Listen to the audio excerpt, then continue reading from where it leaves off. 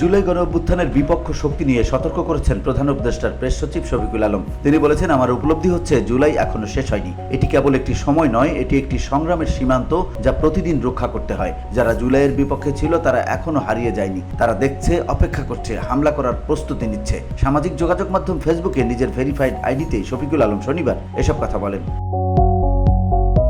শফিকুল আলম লিখেছেন, প্রায় 9 মাস আগে যখন আমি এএফপি থেকে পদত্যাগ করে বাংলাদেশের প্রধানমন্ত্রীর প্রেস সচিব হিসেবে দায়িত্ব গ্রহণ করি, তখন সরলভাবে ভেবেছিলাম এটি কেবল একটি ক্ষণিকের বাক। মেয়াদ শেষ হলে আবারও সাংবাদিকতায় গল্প বলার জগতে ফিরে যাব। প্রথম কয়েক সপ্তাহ আমি সেই বিশ্বাস আঁকড়ে ধরেছিলাম। নিজেকে বুঝিয়েছি শিরোনাম আর বাইলাইনগুলোর জগৎ এখনো আমার নাগালের মধ্যেই আছে, কিন্তু সেই সরলতা এখন চূর্ণ বিচূর্ণ।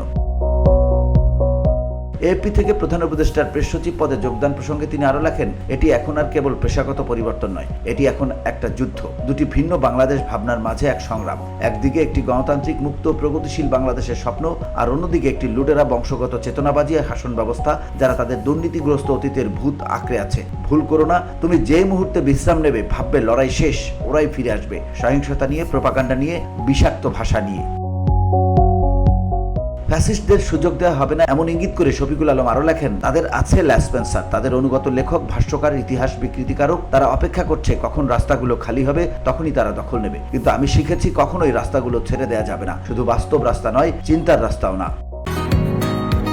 বসুন্ধরা, উত্তরা, বনশ্রী, কুড়িল ও বাড্ডা সহ রাজধানীর বিভিন্ন স্থানে অভিজাত ও অত্যাধুনিক মানের ফ্ল্যাট কেনার এক নির্ভরযোগ্য প্রতিষ্ঠান pleasant properties limited.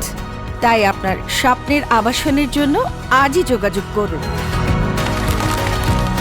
Pleasant properties limited, where destiny matches eventually.